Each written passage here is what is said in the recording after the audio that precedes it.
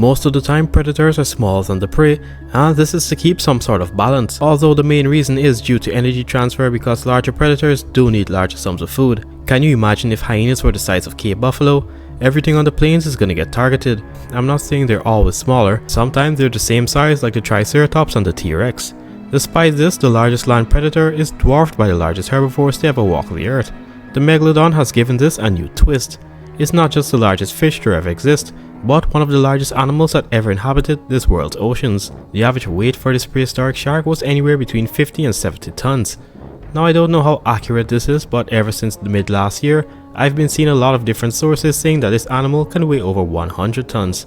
I don't know how true that is, but if it is, it could be the largest predator to ever exist as well. With it being considered the ultimate ocean nightmare, there's been a bunch of different movies with the Megalodon. Some of these animals are more than 1400 feet long and can catch a fighter jet mid-flight, while others can form a storm and extend their search for food to the land. After who knows how long, I'm finally doing a video on all the different Megalodons in cinema. By the way, some of the movies don't explicitly say that it's a Megalodon, but let's be honest, we know it's a Megalodon. Alright, with that finally over, let's get right into the most extreme versions of these big chunguses.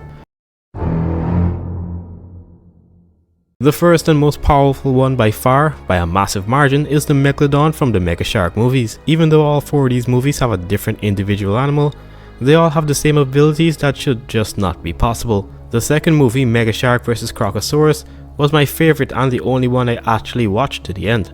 I'm a really big reptile fan, so this one pulled my interest. This Croczilla is 1500 feet long and the shark is just behind it in terms of length, but probably heavier. The shark's size fluctuates throughout the entire movie, but at its largest it's bigger than a battleship, which means it somehow weighs somewhere around 50,000 tons. Despite its size, it's large enough to leap out of the water and hit ships in just the right position so that an explosion could happen. I don't know how it does it, but it's best not to question sci-fi logic. I don't know why it even does this when it could just ram the ships and destroy them. It's fast enough to keep up with underwater missiles too, and even a submarine isn't safe, it just grabs the thing like a big dog with a stick.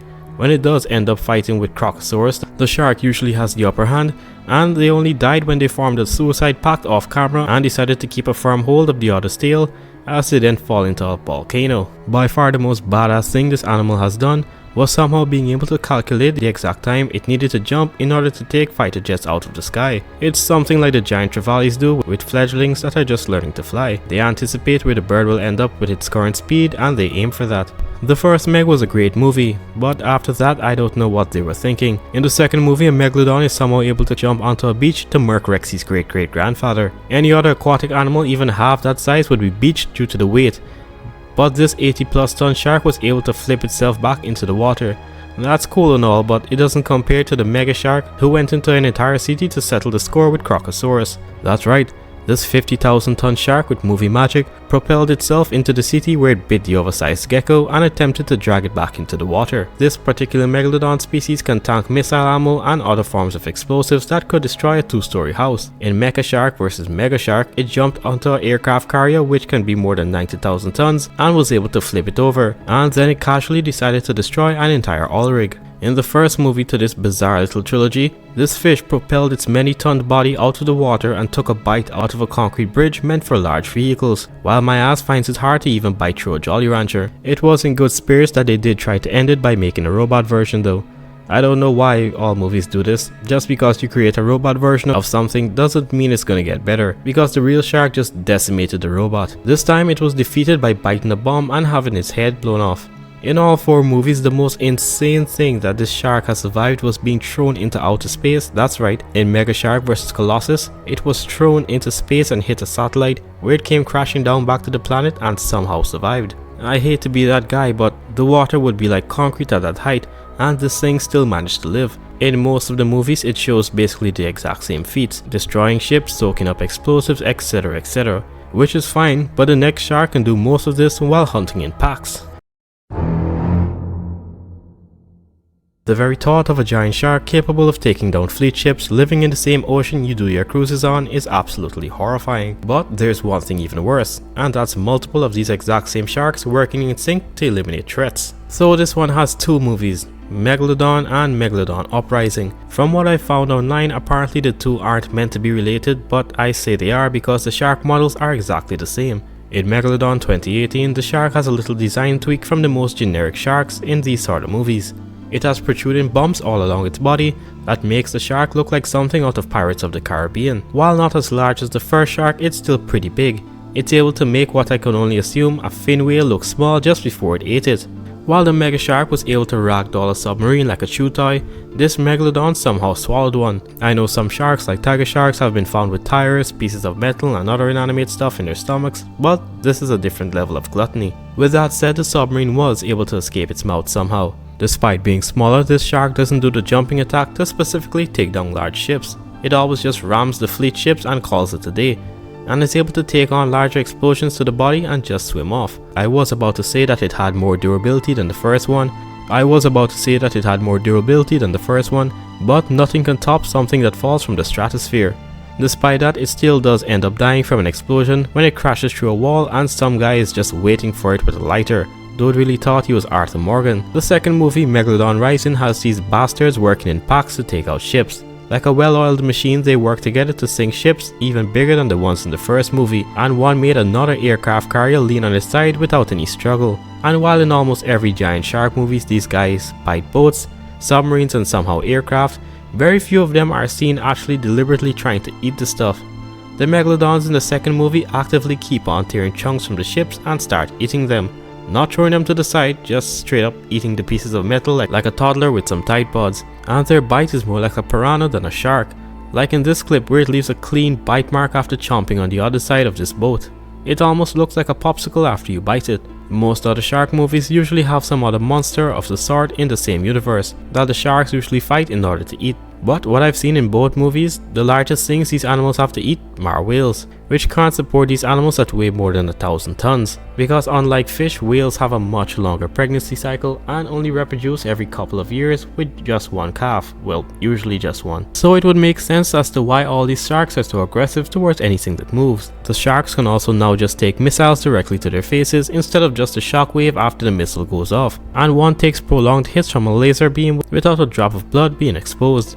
The part about this movie that really pissed me off was the way one of the sharks was defeated. The first two went out with massive explosions, but this one died after being hit from a missile that was even less powerful than the ones it was already taken in earlier. The next sharks are the most popular Megalodons that have ever been shown on screen. They still have a few things going for them. Even if I didn't want to do this, the Megs were going to be on the list regardless.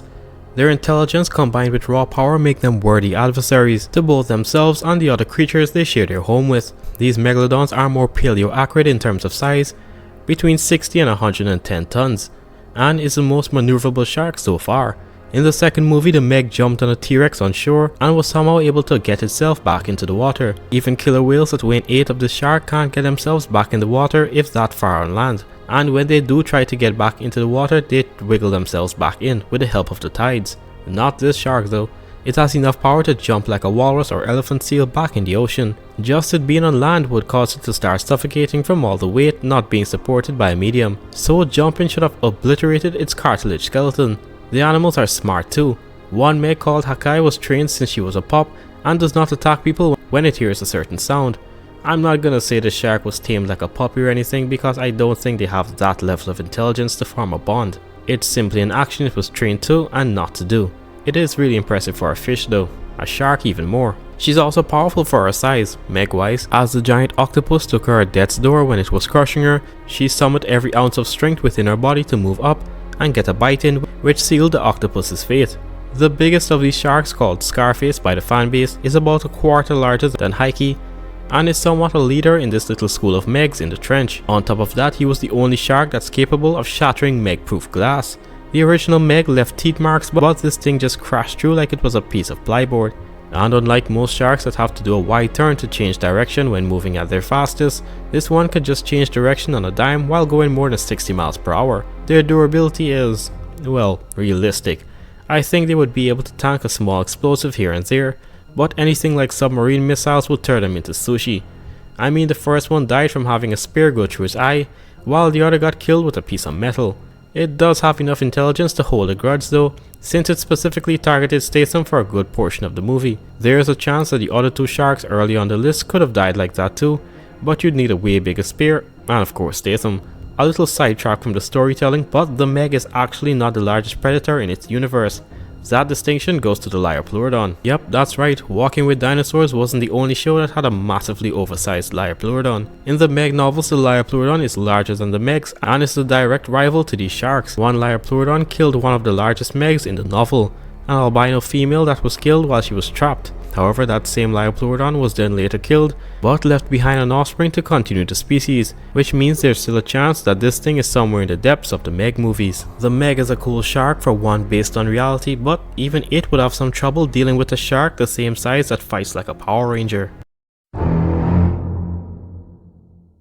The last shark is more powerful than the Meg, but hasn't increased in size. Super Shark is about the same size as the average Meg, or a bit bigger, yet is far more durable and can dish out a significantly higher amount of damage. This Megalodon can be strategic at times. When missiles are fired from a massive submarine, it quickly dodges them with ease, and it even sizes up the submarine looking for a weak spot. The submarine itself is decently bigger than the animal, yet it was able to damage it enough to the point where it exploded. The biggest Meg couldn't even get into an airlock chamber when Statham and the crew first went in, so I highly doubt it would be able to damage the submarine to that degree, despite being similar in size. Just like the other sci-fi cousins, this shark has the ability to target fighter jets and jump high enough to directly hit them. This shark even manages to do some significant damage to an oil rig, despite being far smaller than the first behemoth. The fact that it can destroy submarines and fighter jets is impressive enough, but this shark does the one thing the others don't, or at least can't do for long. Super Shark can fight on land. Yup, that's right, this shark can move effortlessly on the land like it was evolved in a sense despite weighing more than 45 tons. The other sharks slide back into the water or had to use every muscle in their body to try and jump back in, but this guy can just use his fins to do so. No other marine animal over 5 tons is able to move its body with its fins. Those very appendages are mainly meant for steering, which is why cetaceans and other sharks usually get stuck when they go too far upland. You guys remember the Walking with Monsters Hyneria? Yeah, it's like that, but less clumsy. The thing went up on land and does straight up combat with an armored mech and wins. Like, how are you gonna lose on your own turf? It has incredibly thick skin too. When it's blasted rung after rung from assault rifles, some of the bullets form sparks on the animal's skin, meaning some can't even penetrate it. Only a flamethrower seemed to have some sort of effect on it over time. If you thought you would have been safe if you went further up on land, you'd be dead wrong. This shark can straight up chase people while on the beach and catches some of them. It even went through the trouble of tracking a lady down to a cave, where it then tried its very hardest to eat her. It was killed the same way Mega Shark was in the second movie. A bomb blew it up from the inside, which is a solid strategy. If guns with smaller explosives don't work on the skin, then make it go kaboom from the inside. If I had to do a ranking from weakest to strongest, it would be Mega Shark, Megalodons Rising, Super Shark, and then the Meg. The Meg, despite having fantasy creatures, still tries to keep some realism within the movies, which is why they can be killed in the ways you'd expect to. But the other three are sci-fi movies, and nothing from sci-fi movies can be killed with conventional means. This video is much shorter than my usual uploads, but this is as much as I could do for now, because right after this upload I might head on to the DMV and try and get my license if I'm up to it, or I might just sleep off the rest of the day. For the folks wondering about the Dilophosaurus, I'll try to post it sometime next week, and other top suggestions will be put in a poll for you guys to vote on. It should be right after this upload. Again, just want to say thanks for all the support you guys have given.